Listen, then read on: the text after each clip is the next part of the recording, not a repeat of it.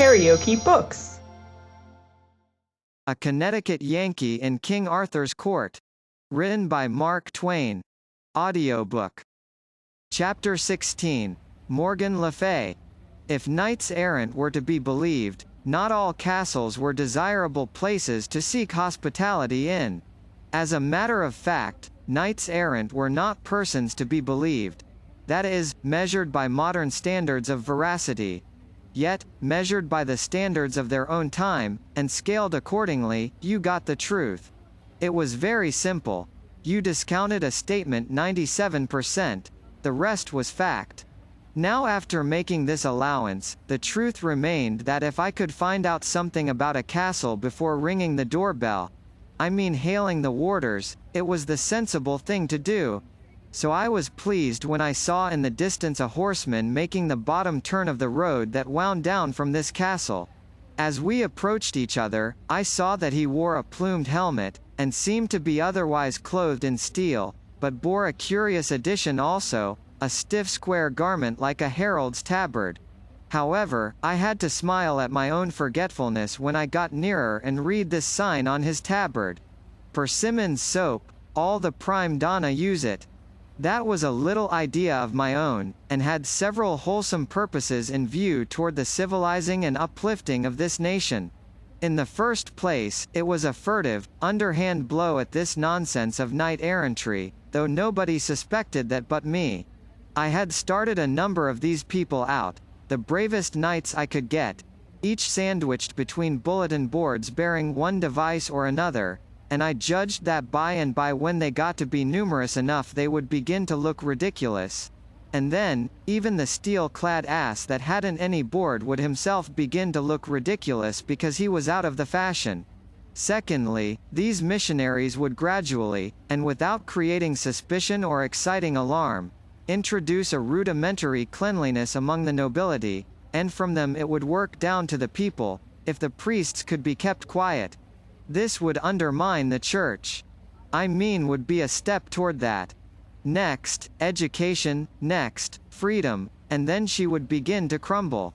It being my conviction that any established church is an established crime, an established slave pen, I had no scruples, but was willing to assail it in any way or with any weapon that promised to hurt it. Why, in my own former day, in remote centuries not yet stirring in the womb of time, there were old Englishmen who imagined that they had been born in a free country with the Corporation Act and the test still in force in it. Timbers propped against men's liberties and dishonored consciences to shore up an established anachronism with. My missionaries were taught to spell out the gilt signs on their tabards. The showy gilding was a neat idea.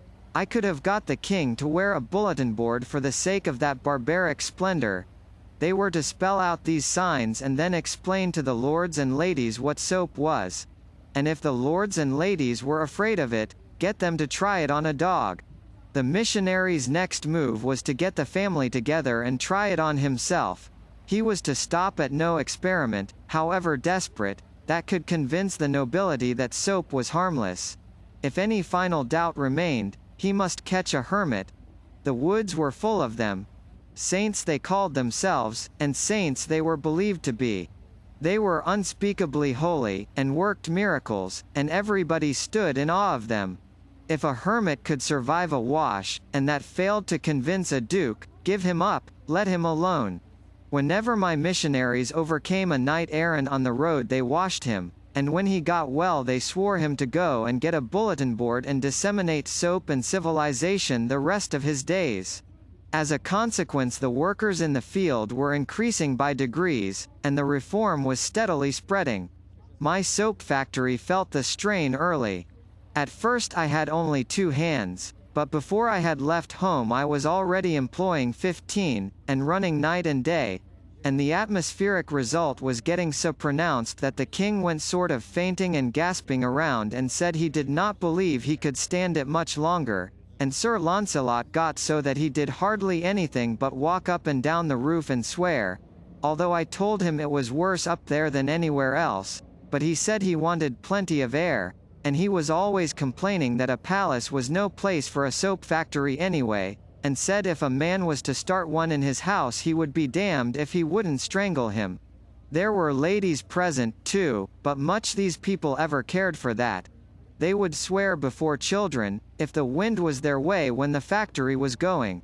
This missionary knight's name was La Cote Male Tail, and he said that this castle was the abode of Morgan Le Fay, sister of King Arthur, and wife of King Uriens, monarch of a realm about as big as the District of Columbia. You could stand in the middle of it and throw bricks into the next kingdom. Kings and kingdoms were as thick in Britain as they had been in Little Palestine in Joshua's time, when people had to sleep with their knees pulled up because they couldn't stretch out without a passport. La Cote was much depressed, for he had scored here the worst failure of his campaign. He had not worked off a cake, yet he had tried all the tricks of the trade, even to the washing of a hermit, but the hermit died. This was, indeed, a bad failure, for this animal would now be dubbed a martyr, and would take his place among the saints of the Roman calendar. Thus made he his moan, this poor Sir La Cote Male Tail, and sorrowed passing sore. And so my heart bled for him, and I was moved to comfort and stay him. Wherefore I said, forbear to grieve, fair knight, for this is not a defeat. We have brains, you and I, and for such as have brains there are no defeats, but only victories.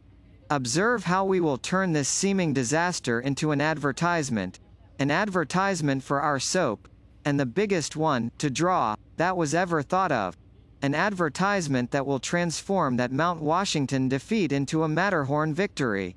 We will put on your bulletin board, patronized by the elect. How does that strike you? Verily, it is wonderly bethought. Well, a body is bound to admit that for just a modest little one-line ad, it's a corker. So the poor colporteur's griefs vanished away. He was a brave fellow, and had done mighty feats of arms in his time. His chief celebrity rested upon the events of an excursion like this one of mine, which he had once made with a damsel named Maledicent, who was as handy with her tongue as was Sandy, though in a different way, for her tongue churned forth only railings and insult, whereas Sandy's music was of a kindlier sort. I knew his story well, and so I knew how to interpret the compassion that was in his face when he bade me farewell. He supposed I was having a bitter hard time of it. Sandy and I discussed his story, as we rode along, and she said that La Cote's bad luck had begun with the very beginning of that trip. For the king's fool had overthrown him on the first day, and in such cases it was customary for the girl to desert to the conqueror, but Maledicent didn't do it, and also persisted afterward in sticking to him, after all his defeats. But, said I, suppose the victor should decline to accept his spoil? She said that that wouldn't answer, he must. He couldn't decline, it wouldn't be regular. I made a note of that. If Sandy's music got to be too burdensome, sometime, I would let a knight defeat me, on the chance that she would desert to him. In due time we were challenged by the warders, from the castle walls, and after a parley admitted. I have nothing pleasant to tell about that visit. But it was not a disappointment, for I knew Mrs. Le Fay by reputation, and was not expecting anything pleasant. She was held in awe by the whole realm, for she had made everybody believe she was a great sorceress. All her ways were wicked, all her instincts devilish. She was loaded to the eyelids with cold malice. All her history was black with crime, and among her crimes murder was common. I was most curious to see her, as curious as I could have been to see Satan. To my surprise she was beautiful. Black thoughts had failed to make her expression repulsive. Age had failed to wrinkle her satin skin or mar its bloomy freshness. She could have passed for old Urien's granddaughter, she could have been mistaken for sister to her own son. As soon as we were fairly within the castle gates we were ordered into her presence.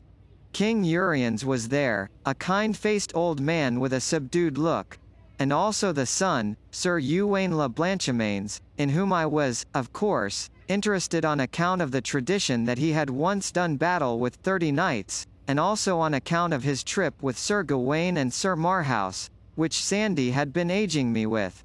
But Morgan was the main attraction, the conspicuous personality here.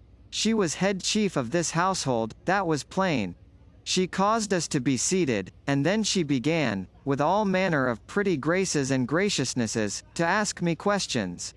Dear me, it was like a bird or a flute, or something, talking. I felt persuaded that this woman must have been misrepresented, lied about. She trilled along, and presently a handsome young page, clothed like the rainbow, and as easy and undulatory of movement as a wave, came with something on a golden salver, and, kneeling to present it to her, overdid his graces and lost his balance, and so fell lightly against her knee. She slipped a dirk into him in as matter-of-course a way as another person would have harpooned a rat. Poor child! He slumped to the floor, twisted his silken limbs in one great straining contortion of pain, and was dead. Out of the old king was wrung an involuntary "oh" of compassion. The look he got, made him cut it suddenly short and not put any more hyphens in it. Sir Twain, at a sign from his mother, went to the anteroom and called some servants, and meanwhile Madam went rippling sweetly along with her talk.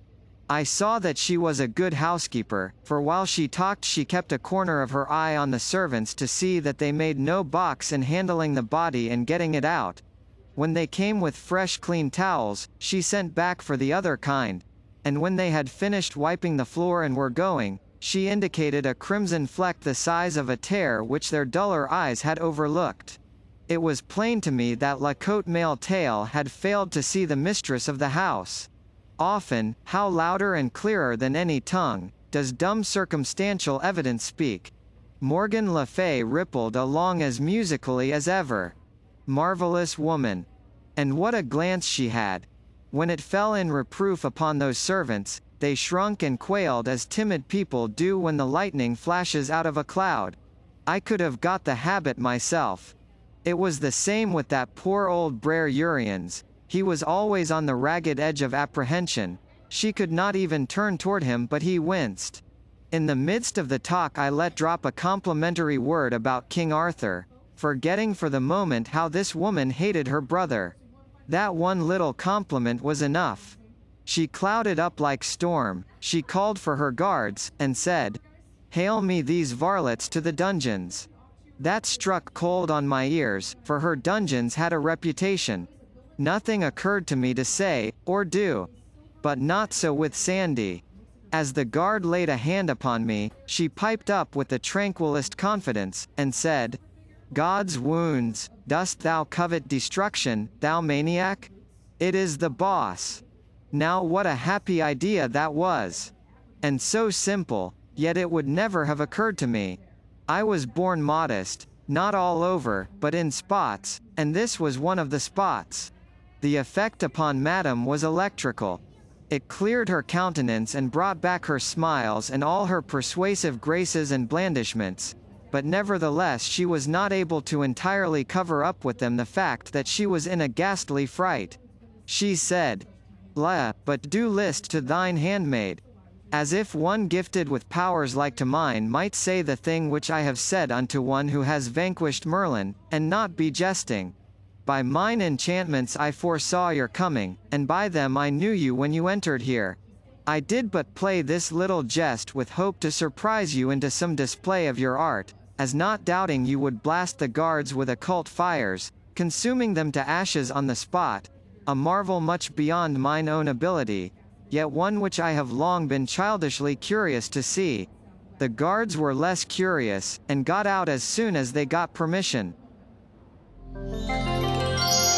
KaraokeBooks.